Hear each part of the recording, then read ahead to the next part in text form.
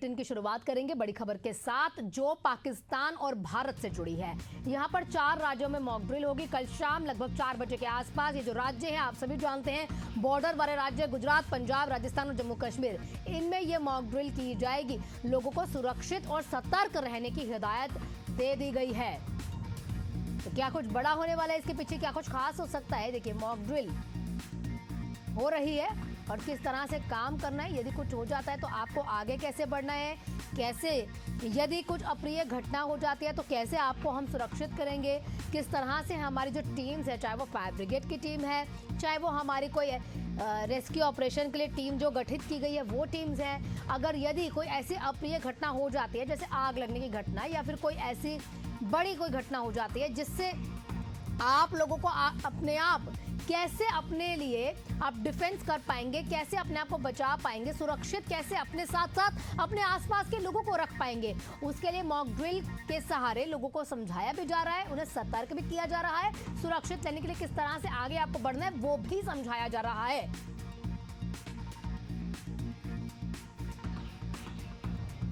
आप सभी जानते हैं पाकिस्तान से सटे 4 ही राज्य हैं जो बॉर्डर एरिया पे आते हैं। गुजरात है, राजस्थान है, पंजाब है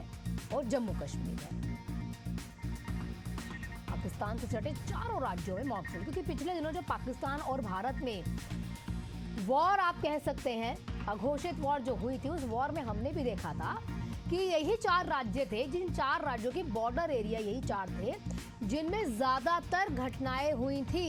ज्यादा नुकसान इन्हीं राज्यों में देखने को मिला था और इन्हीं राज्यों के में लोगों को सतर्क रहने की हिदायत भी है।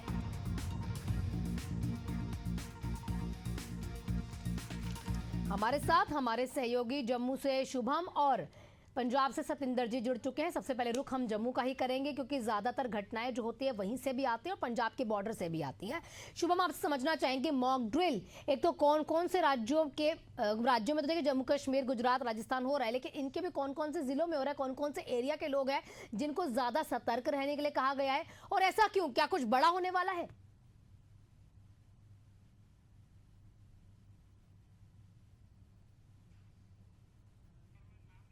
शुभम, आपको आवाज मिल पा रही है? जी जी। शुभम, ये मॉक ड्रिल्स क्यों हो रहे हैं और जम्मू कश्मीर के कौन कौन से ऐसे इलाके हैं जहां पर मॉक ड्रिल हो रही है? एक दूसरा, क्यों इसके पीछे कुछ बड़ा होने की क्या संभावना जताई जा सकती है जैसे पिछले दिनों हुआ? देखिए, बिल्कुल जिस तरीके से अगर हम जम्मू कश्मीर की बात करें तो जम्मू कश्मीर वो इलाका है, यहाँ पर हमेशा पाकिस्तान जो है वो अपनी नापाक हरकतों से ठीक, कोशिश करेंगे शुभम के साथ दोबारा संपर्क साधने की। जब तक हमारे पास सतिंदर जी भी हैं, पंजाब का अपडेट ले लेते हैं। सतिंदर जी, कोशिश करेंगे दोबारा से हम जम्मू की तस्वीरें भी और जम्मू का अपडेट भी हमारे दर्शकों को देंगे, लेकिन आपसे भी समझना चाहेंगे पंजाब में कौन कौन से इलाके हैं जिनको ज्यादा सतर्क रहने की वहां के लोगों को हिदायत है। इसके साथ साथ क्यों ऐसा हो रहा है कि मॉक ड्रिल्स का आयोजन बॉर्डर एरिया के जितने भी राज्य हैं उनमें किया जा रहा है? भविष्य में कुछ ऐसी घटनाएं या भविष्य में कोई तैयारी हमारी सरकार की? बताना चाहूंगा कि जिस तरीके से दोबारा से मॉक ड्रिल हुआ, पहले 7 मई को मॉक ड्रिल हुआ था और देश के 244 शहरों में मॉक ड्रिल हुआ था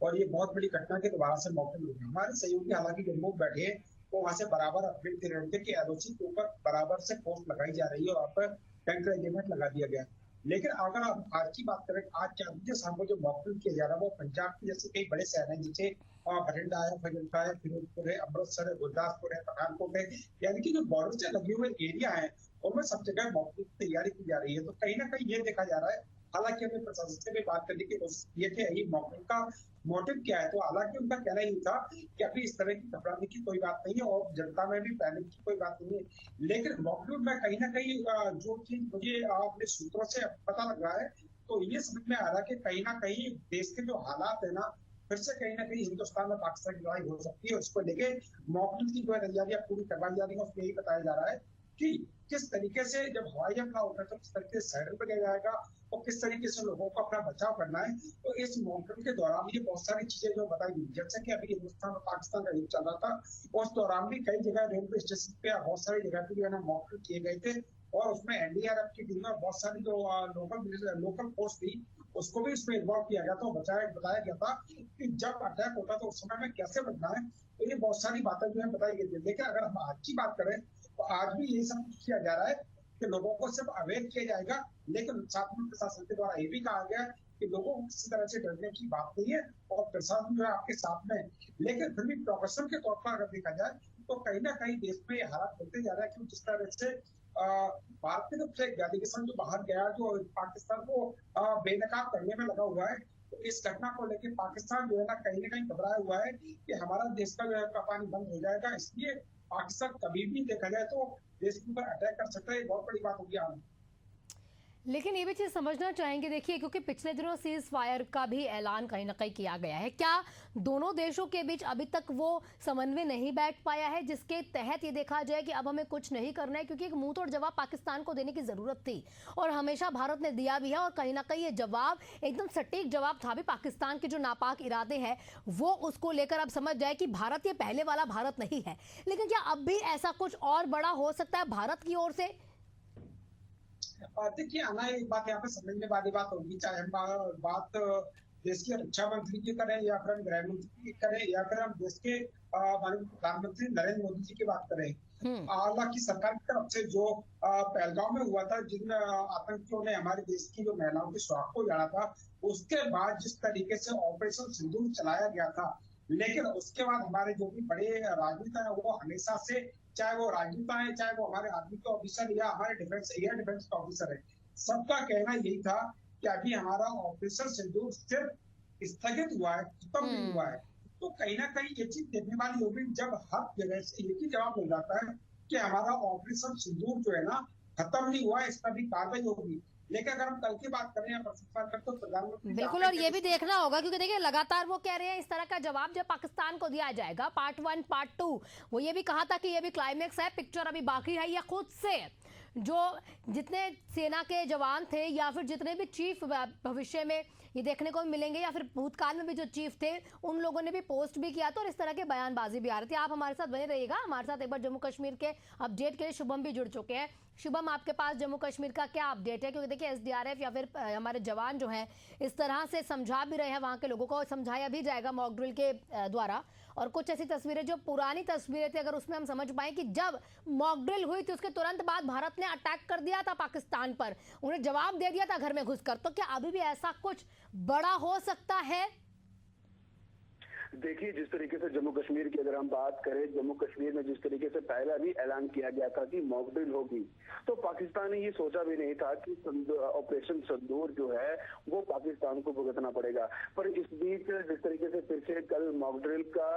जो है वो इशारा दिया गया है, कहीं ना कहीं पाकिस्तान के ऊपर फिर से नींद जो है वो जरूर उड़ गई होगी कि क्या भारत फिर से कोई ऐसा बड़ा ऑपरेशन जो है वो कश्मीर जो है वो पाकिस्तान से करने तो नहीं जा रहा। उसी बीच अगर हम जम्मू कश्मीर की बात करें, जो भी बॉर्डर से सटे इलाके हैं वहां पर जब ये ऑपरेशन सिंदूर से पहले जब पाकिस्तान अपनी कायराना हरकत करता था तो बॉर्डर इलाकों में आगे भी मॉक ड्रिल जो है वो स्कूल के बच्चों को या सीनियर सिटीजन हैं उनको दी जाती थी कि किस तरीके के साथ अगर ऐसा सिचुएशन बनती है तो किस तरीके से इस ड्रिल से जो है वो बचाव करना चाहिए। क्योंकि जिस तरीके से बॉर्डर के इलाकों की अगर हम बात करें, जब भी वहां पर पाकिस्तान की तरफ से मोर्टार दागे जाते हैं तो एक मोर्टार जब गिरता है तो कम से कम 1 फीट की हाइट पर जो है वो उसके शटर गिरते हैं। तो इन्हीं चीजों को लेकर जो है अवेयर किया जाता है कि अगर आपके आसपास कोई मोर्टार गिरता है तो आप जो है वो लेट जाएं, जिसकी वजह से शल्टर जो है बिल्कुल, और कहीं ना कहीं उन्हें आगाह भी किया जाता है कि भविष्य में आपको किस तरह से रहना यदि कोई अप्रिय घटना हो जाती है। तो आपका बहुत बहुत शुक्रिया सतेंद्र जी, आपका भी शुभम बहुत बहुत शुक्रिया तमाम जानकारियों के लिए। आप अपडेट जरूर देते रहिएगा, हम आप नजर बनाए रखिएगा।